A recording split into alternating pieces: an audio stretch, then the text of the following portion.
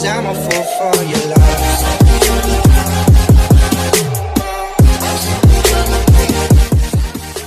Bismillahirrahmanirrahim. Assalamualaikum warahmatullahi wabarakatuh. Perkenalkan, nama saya Isya Reza Ahiri. Saya dari jurusan Ilmu dan Teknologi Pangan kelas ITPC 2018.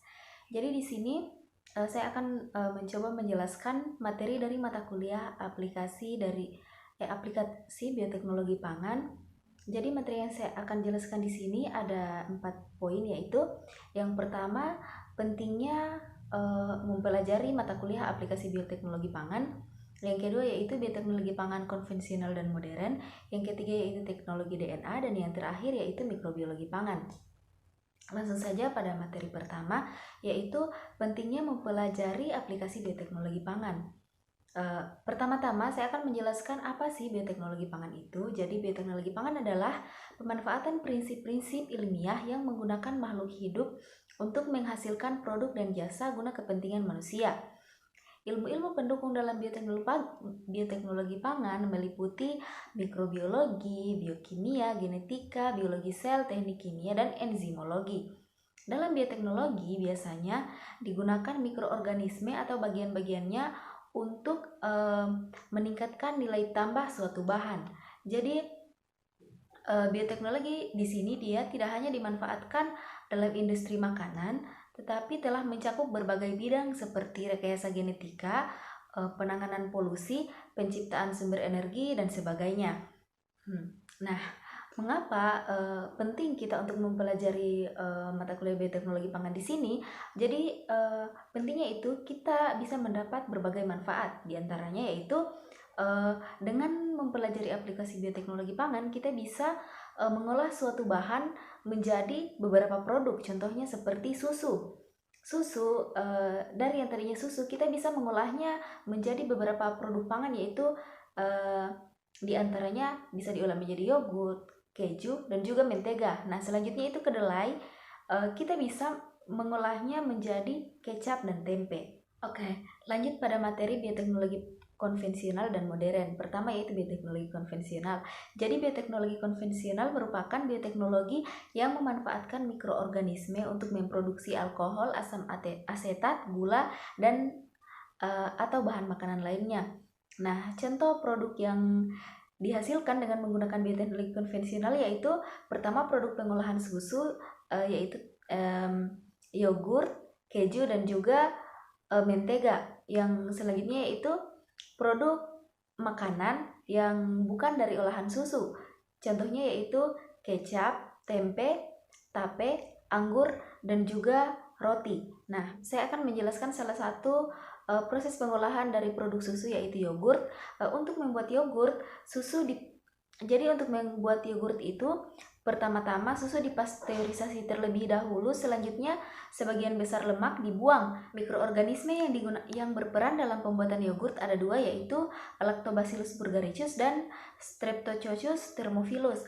Kedua bakteri tersebut ditambahkan pada susu dalam jumlah yang seimbang. Selanjutnya disimpan selama kurang lebih 5 jam pada temperatur 45 derajat Celcius.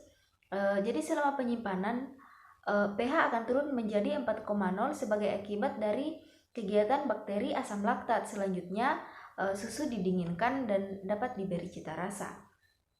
Nah, lanjut pada pengolahan produk makanan selain yang berbahan dasar susu, yang akan saya jelaskan di sini yaitu pembuatan tempe. Pada pembuatan tempe, selain diperlukan bahan dasar kedelai, juga diperlukan ragi. Nah, ragi merupakan kumpulan spora mikroorganisme, dalam hal ini kapang. Dalam proses pembuatan tempe, paling sedikit diperlukan 4 jenis kapang dari jenis Rhizopus, yaitu Rhizopus oligosporus, Rhizopus stolonifer, Rhizopus arzisus, dan Rhizopus oryzae. Nah, miselium dari kapang tersebut akan mengikat keping-keping biji kedelai dan memfermentasikannya menjadi produk tempe. Proses fermentasi tersebut menyebabkan terjadinya perubahan kimia pada protein, lemak, dan karbohidrat, sehingga meningkatkan kadar protein tempe sampai 9 kali lipat. Sekarang lanjut pada bioteknologi modern. Jadi bioteknologi modern merupakan bioteknologi yang didasarkan pada manipulasi atau rekayasa DNA, selain memanfaatkan dasar mikrobiologi atau biokimia. Nah, beberapa contoh bioteknologi modern di sini antara lain yaitu bibit tanaman yang seragam, terus tanaman kebal hama, tanaman yang mampu memfiksasi nitrogen, antibodi monoklonal, dan masih banyak lagi. Oke, jadi setelah menjelaskan materi tentang bioteknologi konvensional dan modern, sekarang kita lanjut pada materi teknologi DNA rekombinan. Jadi teknologi DNA rekombinan merupakan kumpulan teknik atau metode yang menggabungkan atau mengkombinasikan gen-gen yang berasal dari sumber-sumber yang berbeda. Teknologi DNA rekombinan meliputi teknik untuk mengisolasi DNA, teknik untuk memotong DNA, teknik untuk menggabung atau menyambung DNA, dan teknik untuk memasukkan DNA ke dalam sel hidup sehingga DNA rekombinan dapat bereplikasi dan dapat diekspresikan. Nah, perangkat utama yang digunakan pada pembentukan DNA rekombinan ada 4, yaitu plasmid, enzim retriksi, DNA ligase, dan bakteri. Oke, terakhir kita masuk pada materi terakhir yaitu mikrobiologi pangan.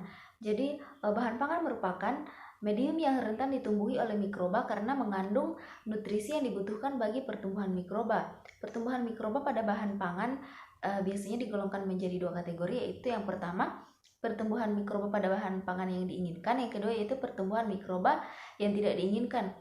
Contoh produk dari pertumbuhan mikroba yang diinginkan ini terdapat pada proses fermentasi, yaitu tape. Dia mikroorganisme yang berperan di sini atau yang ditumbuhkan di sini yaitu Mucor sp dan Rhizopus sp, kemudian tempe Rhizopus sp, dan kecap juga Rhizopus sp dan Aspergillus sp, kemudian yogurt, ada kefir, asinan kobis, acar, sosis, cuka, dan masih ada produk fermentasi lainnya.